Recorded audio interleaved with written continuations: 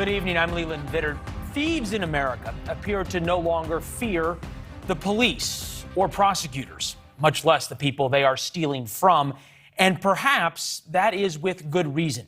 This is video from a Lamborghini dealership in Chicago's Gold Coast. Look closely because it only took 20 seconds for one robber to guard the door with a gun. You can see him right there in the white sweatshirt, while another smashes display cases and steals $1 million worth of watches. We're going to zoom in on the guy with the gun. Never a worry on his face, and he knows exactly what he's doing. The security guards had guns too. There were customers there, so a shootout was too risky. Perhaps if asked why, the robbers would have had the same response as Willie Sutton, a 1930s bank robber who, when asked why he robbed banks, Sutton, seen here in an FBI picture, said, "Because that's where the money is." Today's thieves don't need to rob banks, but organized gangs now walk out of Home Depots, taking millions from CVS's, Walgreens, Louis Vuittons, Nordstrom's, and countless others. They then resell their stolen merchandise on eBay or Amazon. And even if police catch the robbers, it's harder than ever to keep them in jail. 9 states have implemented bail reform policies. That's social justice speak for letting accused criminals out of jail with little to no bail on nonviolent offenses, even if they are repeat offenders.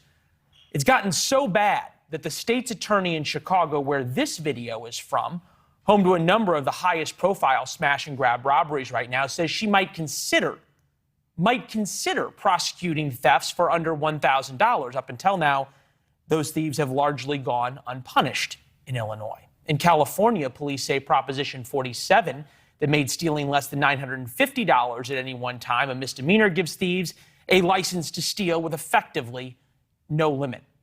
A group of 20 of America's largest retailers says the problem is so bad, Congress should do something about it. We're going to talk to their representative in a minute.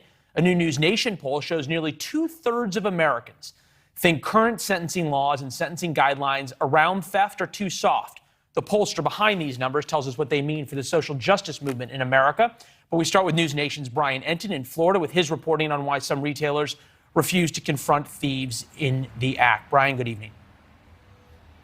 Good evening, Leland. It's interesting you bring up those dollar amounts. Even here in Florida, where the governor and many of the sheriffs are they talk very tough on crime. Even here, anything under $750. If you steal something less than $750, it's just a misdemeanor. You might get sort of like a paper ticket. It's not a felony. There are not serious consequences. And it is very, very frustrating for the people who work in these big box stores, especially the loss prevention employees who basically are told the policy is you just have to stand there while the people walk out with this stuff. They've got a little clipboard, they write down the description, they get the surveillance video, but they basically just have to watch as it happens. One of the reasons, and it's a real reason, is because many of these shoplifters are dangerous. We spoke with one of these loss prevention employees over the weekend. He did not want to go on camera. He feared getting in trouble with his company. He also fears the shoplifters themselves, but this is what he told us. They know that we can't do anything about it, so it's like they know that this is a thing and they basically target this store a lot, so they come here often. Are they dangerous? Not all of them, but there were some that made threats. What kind of threats? Threats as like physical threats, also threats as in sending someone or maybe coming back with a weapon or something to harm someone. And what's so alarming, Leland, is he says that this happens basically all day long, every day. He just watches as these people basically just steal stuff. Yeah, we saw some video there of you finding exactly that happening at Home Depot as a guy walked out with a saw that was obviously worth in the hundreds of dollars to resell. Hey, Brian, great reporting. We're going to see you throughout the week on this, and especially how hard it's hitting small stores like the ones behind you. Good to see you, my friend. Thank you. The retail industry Leaders Association represents 200 of America's largest retailers. Just sent a letter to Congress proposing a solution to the smash and grab epidemic. Their spokesman, Jason Brewer, the senior executive vice president, joins us. Jason, as I understand it, the letter that you all sent basically says that you guys want to make it harder to resell the stolen property. So is that going to stop this? Hi, thanks for having me on. Yeah. So at the end of the day, this is a very complex problem. It's not going to be solved with one silver bullet. There are issues related to prosecution that you've been talking about in the last couple of minutes. Retailers are making huge investments in security and trying to do everything they can to deter this activity. But at the end of the day, there's one piece of deterrent that's missing today, and that's making it harder for these folks to make a living selling stolen product. And today, it is very easy to hide behind a screen name and create a business selling stolen goods online. And so that's what retailers specifically are asking Congress to address. A lot of the prosecutorial issues, those are things that are going to have to be decided at the state and local level. Obviously, Congress can appropriate more money for law enforcement if they chose.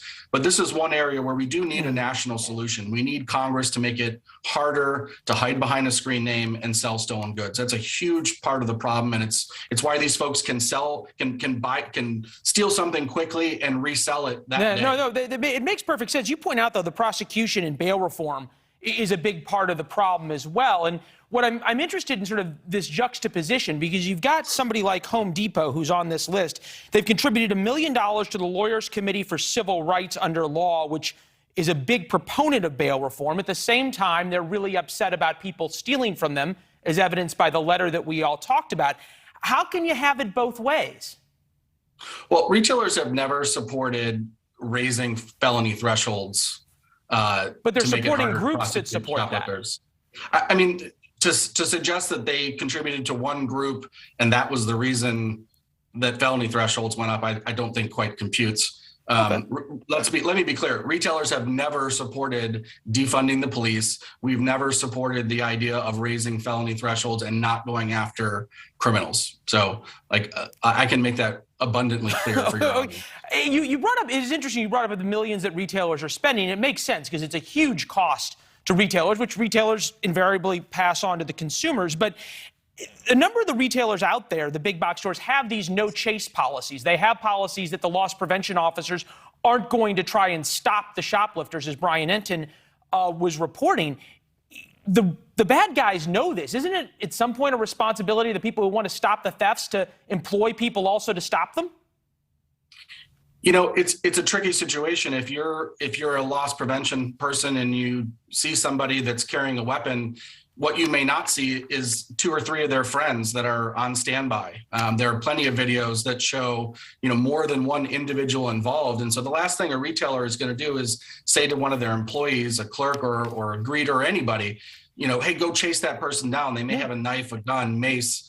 So it's a pretty difficult situation. Your best bet is to try to identify who that person is and to prosecute them.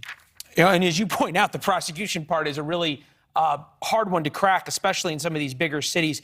Hey, Jason, we appreciate you coming on and talking about this. As you said, there's no easy answers. It was good to see you. Thanks, Leland. Yeah, thank you. What I will tell you is we have seen an increase in crime over the course of the pandemic. There are a range of reasons for that. And what our focus is on is what we can do to address it. That's White House Press Secretary Jen Psaki today doubling down. She blamed COVID for the surge in crime. A new NewsNation Decision Desk HQ poll shows, here's the numbers right here.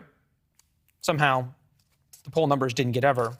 Do you approve or disapprove of the job your lawmakers are doing in overall addressing crime?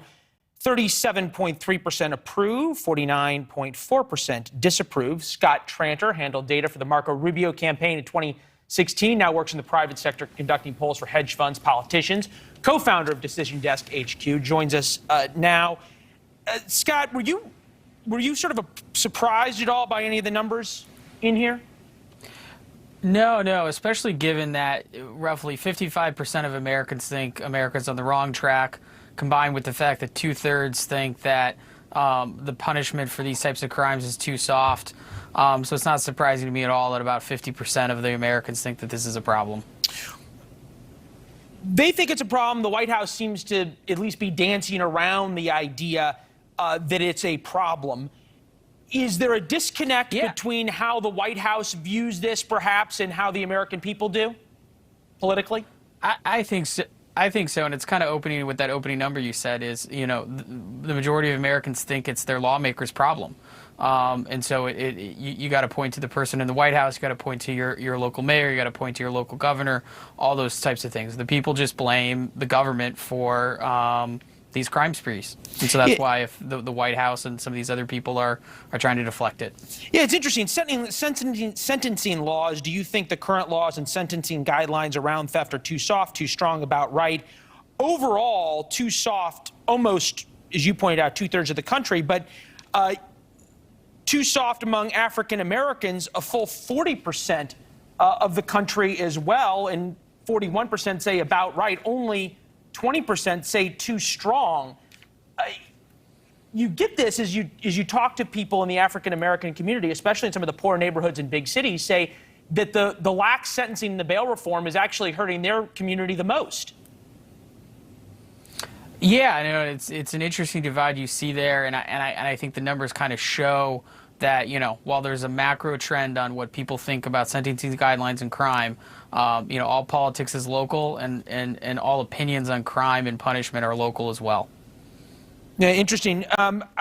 As Republicans are looking at these polling numbers, are they seeing an opportunity for the midterms, or is it too early to say that yet? Absolutely, and if they're not, they should be. I mean, crime and tough on crime should be an issue. As you can see, it's not Republican or Democrat. This poll was of registered voters in America, Republicans, Democrats, and independents. They think the laws are too soft, and they blame their lawmakers. So if you're the Republicans looking to get back into power, this should be one of your key wedge issues. Yeah, we've also heard a lot of moderate Democrats who are worried about this very issue. Scott, really appreciate you taking some time on a Monday night. It was good to see you, my friend. Thank you. Yeah, thank you. California Governor Gavin Newsom says if Texas can outlaw abortions, speaking of laws, well, Newsom says he can outlaw guns. He's pushing a new law that would allow Californians to sue people who sell, manufacture, or distribute assault weapons and so-called ghost gun kits. Here's the governor this past weekend talking about inaction on gun control after mass shootings. I said it the other day. What the hell is wrong with us? We're better than this, and this state will continue to fight and continue to lead. You might remember in May, Texas passed a law that allows private citizens to sue people who aid and abet women who get an abortion. The law blocks abortions after 6 weeks. Private citizens can enforce the rules rather than the government. Any private citizen can sue anyone involved in helping to facilitate the abortion for up to $10,000. That includes the person who drove the woman to the clinic. Newsom argues his idea will prevent gun violence deaths from assault weapons. As the left hates pro-life laws, the right hates gun control. Here is constitutional law professor Josh Blackman on the show back in September when the Texas abortion law went into effect, warning that the political right might come to rue the day. Take a listen. Imagine California enacts a law that lets private citizens sue gun stores for whatever violations of the law. That law cannot be stopped in court. Every gun store will be subject to 1,000 lawsuits. So this is a bottomless pit that we sort of start going down. And we're going down it. What happens next? Former Assistant White House Counsel during the Trump administration, Mae Davis, joins us. That didn't take long. It didn't, and actually, California is not the first state here. Illinois introduced a similar law in September, which hasn't gained much traction, and I don't think it will. So the reason that abortion providers are so scared of providing abortions in Texas right now has much more to do, I think, with the legal tenuous nature of Roe versus Wade being a court-created right, rather than the novel scheme that Texas created where you've got private citizens enforcing the law. And because of that, I think that copycat legislation like California will be tried, but I don't think it will likely be successful. Yeah, it's a great point in terms of whether or not it ends up being upheld, because the Supreme Court's taking somewhat, I guess you could say, a dim view of the Texas law. If the Texas law, the California law, the Illinois law is allowed to exist, is it a path to oblivion?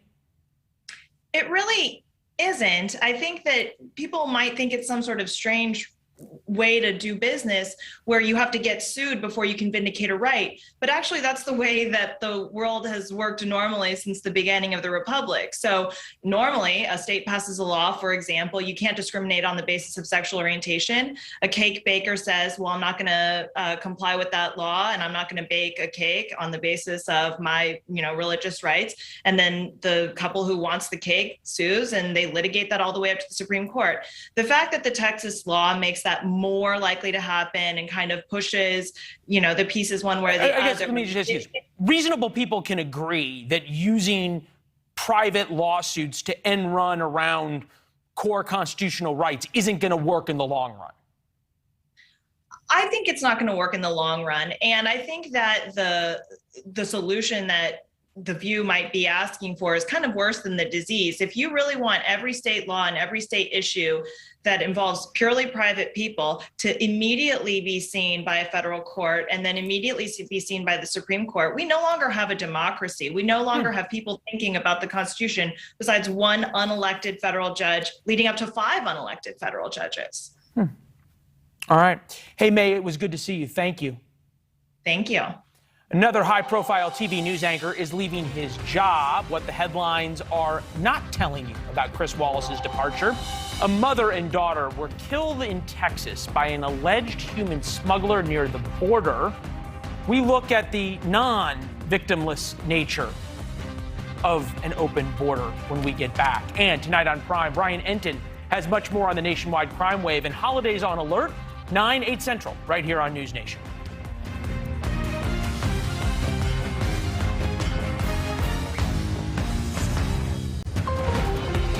Chris Wallace saying goodbye. Crazy enough, Wallace's departure from Fox News was the second most read story on the Wall Street Journal's website today. He's heading to CNN. Wallace brings the most trusted name in news, the history of moderating 2 presidential debates, decades of Washington experience, and general respect from the East Coast elite. And for the move, we are proud to present Jeff Zucker, CNN president, the On Balance Houdini Award. In one weekend, he increases the network's chance of getting a presidential debate. It, shall we say, nudges current CNN Washington faceman Jake Tapper. It moves the world on from talking about the other Chris, former CNN anchor Chris Cuomo, and his embarrassing problems.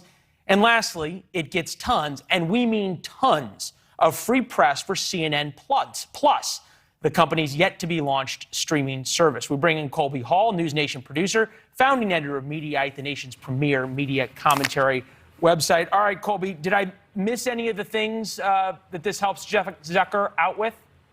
I think you did a great job. I would say also it papers over a series of bad decisions with digital video platforms that CNN has busted out. Like they bought this thing called Beam, Casey Neistat's operation, for $25 million.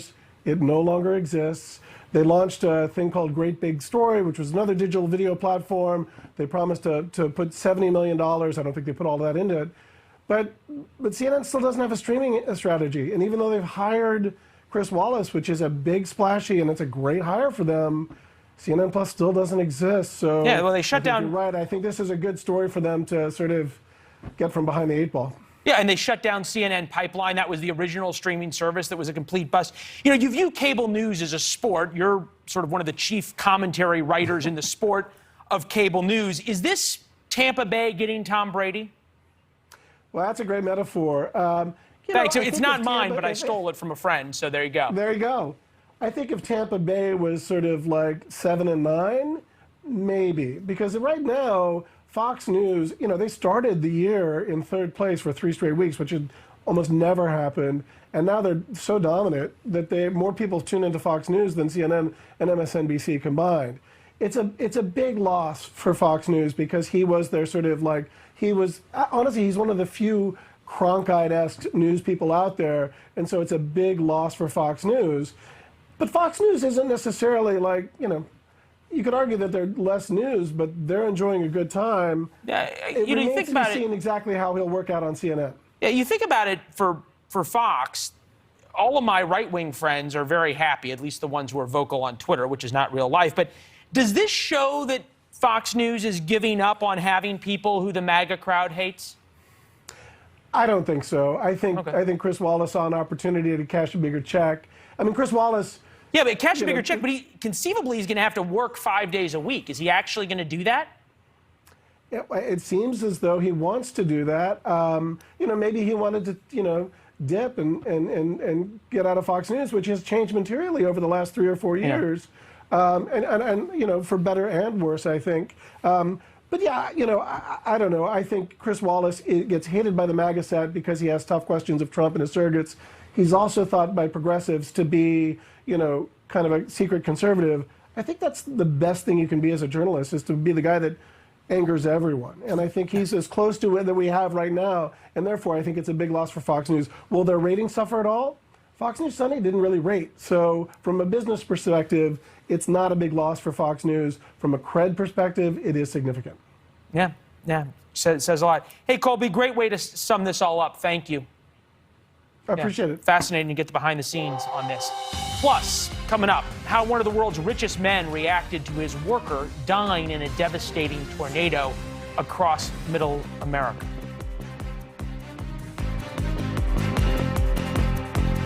Virginia Senator Joe Manchin again reiterating that he believes higher prices are part of the reason to hold off passing President Biden's key agenda item, the Build Back Better Act. And Manchin is the key vote in all of this. The White House wants Congress to pass the nearly $2 trillion bill before Christmas. This is just the latest headache for White House Chief of Staff Ron Klain, who very well could have a tough Christmas vacation this year. He's trying to ease fears over inflation, which is at a 40-year high. He's dealing with the empty shelves crisis, that on top of rising COVID hospitalizations, outrage over the Texas abortion ruling, and a potential Russian invasion of Ukraine, not to mention a boss, President Biden, with poll numbers in the low 40s. With that, we bring in a veteran voice in the industry, Pulitzer Prize-winning columnist, author of American Happiness and Discontents, George Will. Good to see you, sir, as always. Is it really that bad for Ron Klain, or is it that we just have a lot of issues we can talk about, and this is normal for December in Washington? I think it's bad for Klain because it's bad for his boss. Ron Klain's Christmas Vacation starring Chevy Chase would be a terrific movie, but the key to the Biden presidency at this point is the Build Back Better bill. Now, in real estate, the rule is location, location, location. In legislation, the rule is timing, timing, timing, and the timing for this could not be worse. If this had come to a head in June, before inflation reached a 39-year high, it would be one thing. But now it is at a 49-year high. Furthermore, last week, the Medicare Hospital Insurance Trust Fund report came in and said, by the way, the trust fund will be bankrupt, insolvent in 5 years, in 2026. Then Republicans turned to the Congressional Budget Office and said, look, you scored the cost of the Build Back Better bill as you're required to do by law in terms of the strict letter of the law, which says all these programs are going to expire in 3 to 5 years. Now, no one believes that's going to happen, so they said, go ahead and score this over 10 years, assuming all these programs last 10 years. Whoops, the price tag went up $2 trillion, which even in Washington, even today, is rather a lot of money. Now, if that's not bad enough, Mr. Klain has seen that the president's vaccine mandates have been swatted down by 5 federal courts. Now, this after Mr. Klain said, well, the way we're doing this by executive orders, particularly through OSHA, the Occupational Safety and Health Administration, is these are Klain's words, a workaround the law. Yeah, we didn't plan it, but we actually have we have the tweet. OSHA doing this vax mandate as an emergency workplace safety rule is an ultimate workaround for the federal government to require vaccinations. Klain retweeted that, and the courts cited it. Exactly. The federal judges can read and they can hear. They listen to the news, and when Mr. Klain said this is a workaround, they heard this is a way of ignoring federal law. Well, they exist to enforce federal law. So you have this concatenation of bad events that are blindsiding and crippling the Build Back Better law. Now, you talked a moment ago about how Joe Manchin is the crucial vote, and indeed he is. But I will warrant you, there are 8 to 10 other Democratic senators who are quietly thanking the Lord as the great Christmas present of the year for Joe Manchin, because they feel exactly as they do. They do not want to go into 2022 with inflation raging and build back better on their resume. You think about 2022, and obviously we're probably a week away from the news cycle in Washington truly ending, but there is a slight uptick in the president's polling numbers. We'll put up the Real Clear Politics average. It dipped almost down to only a 40% approve, but as you can see, we've come up from from 40 to now 43.1. Disapproves down from 53 down to 50. Is that because bipartisan infrastructure passed and we're moving forward and Build Back Better has a chance, or is this a dead cat bouncing? I would vote for dead cat bouncing. I'd vote for margin of error to be considered. How many Americans, as they're trying to trim the Christmas tree and shovel snow, are thinking, thank God for the infrastructure bill? I mean, how many people knew it in the first place, and how many people who knew it remember it now? Politics has longer waves and more powerful waves than that, and I think right now the question the Republic is saying, we voted for temperateness and moderation. I'm not sure that's what we got. You said, I only got about 45 seconds, but I was fascinated when you said timing for legislation. How much could you also add to that momentum, and how much momentum, if any, does Joe Biden have? He's got precious little, and you're right, momentum breeds momentum. Success breeds success, and failure breeds failure. So the ability of the president to whip his people in line and say, give up this, give up that, let's take the long view to play the long game, the more his polling is, to say no more, mediocre, the more his momentum is mediocre. It's hard to tell in these negotiations whether it's Joe Manchin twisting Joe Biden's arm or Joe Biden twisting Joe Manchin's arm. A conversation perhaps for next week, sir, as the negotiations play out. It's good to see you as always, Mr. Will. Glad to be with you. Yeah, thank you. O'Donnell hosts The Dan O'Donnell Show, heard on 1130 WISN in Milwaukee, worldwide on the interwebs, and joins us from Milwaukee. Boy, Dan, nothing says that you are heartbroken like welcoming space travelers home. Yeah, exactly. It's almost like Bezos has decided to fully lean into his reputation as a cartoon supervillain. This is heartless in the extreme, and it also points to the selfishness that sort of marked the private odyssey into space of both Bezos and Elon Musk. And the idea here is that we do have a lot of problems that we need fixing here on Earth, and that this new space race between Bezos and Virgin Galactic and SpaceX, that this is something that is superfluous, that it's billionaires playing games with billion-dollar toys. And this sort of hammers this home, unfortunately, in one of the most tragic instances that I think Amazon workers have ever faced. There's also a news component, right, to this. ABC on Good Morning America Saturday morning did cover the tragedies and the tornadoes and the deaths, but they're there with the guy who owns Amazon, and there was not one question. It's hard to imagine that ABC let this segment of space fantasy and happiness go on amidst this. One has to wonder whether Amazon or Bezos himself actually said, okay, we're going to do this, and we're not going to mention that unpleasantness with the warehouse, because that would take away from what was supposed to be a triumphant day. Look, nobody doubts the value of space exploration and the public-private partnerships that are moving space technology and space exploration forward in the 21st century. But my goodness, Leland, you're right. ABC News, if there was some sort of agreement or just this was journalistic malpractice to not ask the owner of the company as workers were trapped in a warehouse about it, it just seems off and odd to me. It's hard to know what's worse, that they were so oblivious that no one thought of asking him, or that they made the conscious decision, hey, we're just not going to ruin the space fun with talking about this tragedy. It does bring up a question. This actually was from one of our reporters talking to the Amazon rep. about how these employees would get to safety. Take a listen. It's the opposite side walking. I think you're asking me to speculate. I really can't. Every incident is obviously different. This tornado, by the time the warnings came through, we were, in a matter of minutes. You feel as though she's almost colder than her boss.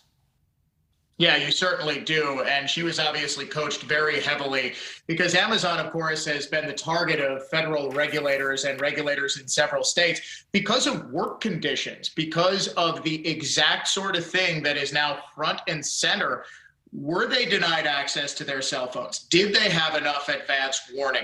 Were they able to get to safety in time? These are all questions that, as you said at the beginning of this segment, regulators are going to be looking at. But this is also, once again, especially at Christmas time when Amazon workers are typically asked to work longer and longer shifts, especially now as we're facing the Great Resignation.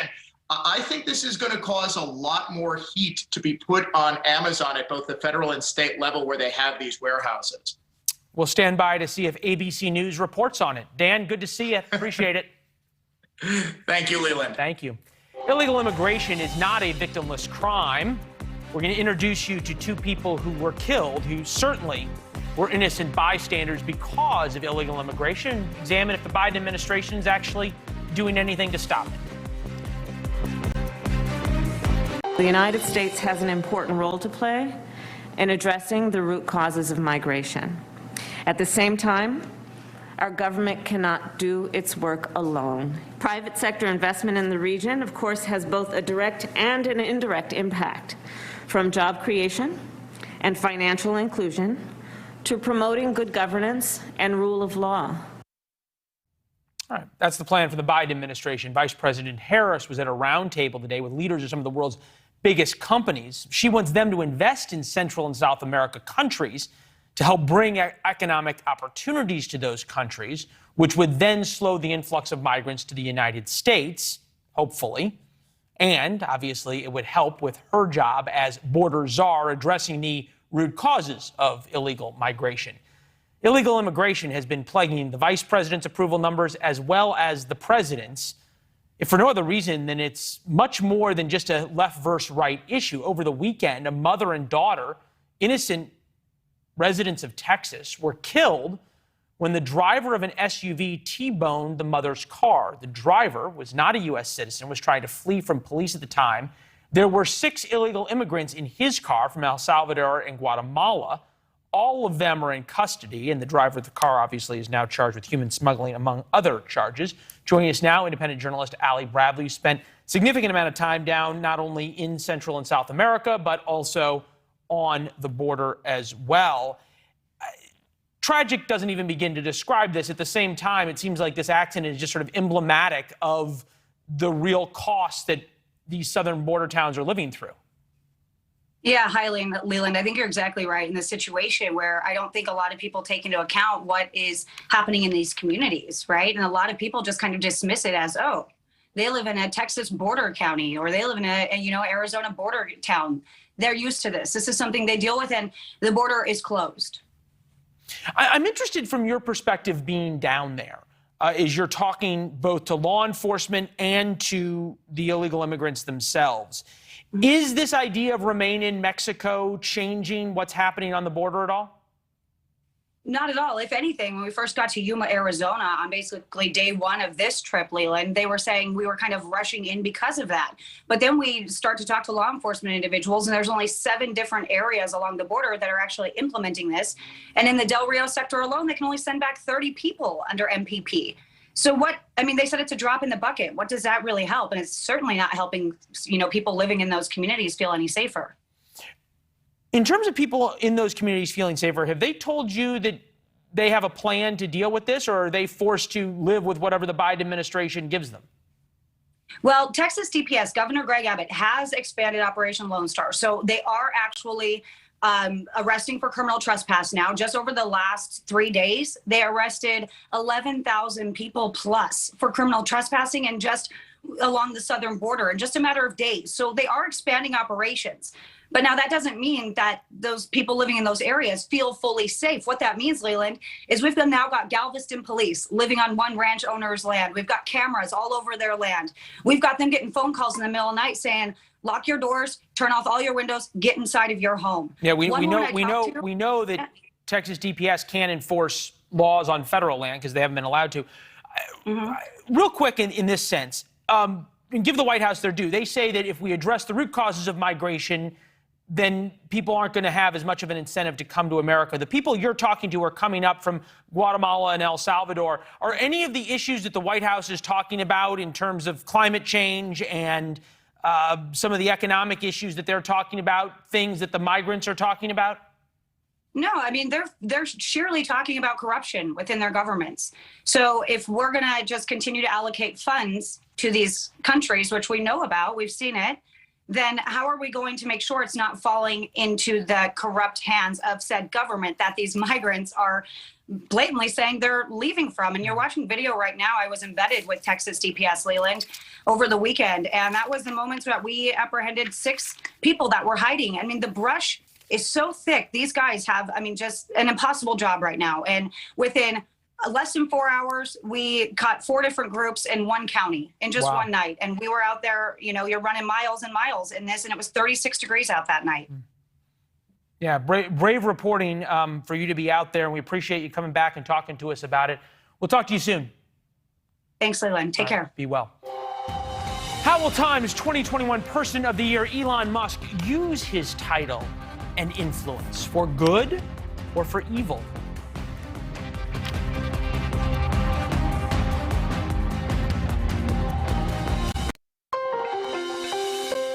The world's richest man is also Time's Person of the Year. Time magazine bestowed the honor on Tesla founder Elon Musk, writing, "The world's richest man does not own a house and has recently been selling off his fortune. He tosses satellites into orbit and harnesses the sun. He drives a car he created that uses no gas, barely needs a driver. With a flick of his finger, the stock market soars or swoons. An army of devotees hang on his every utterance. He dreams of Mars as he bestrides Earth, square-jawed. Lately, Elon Musk also likes to live tweet his poops." No, we nor Time magazine is making up the last part, nor are they exaggerating. Join us now, Elon Musk enthusiast comedian Michael Loftus. All right, so you think this is well-deserved, huh? Well, you know what? I want to say this. It's starting to get embarrassing, really. I mean, first, it's Sexiest Man Alive, and now Time's Person of the Year. This is 2 covers that I've been just passed over for, and I don't know who I need to apologize to in the magazine world, but I'm sorry, and it won't happen again. All right. So, you know, it's interesting. They gave it.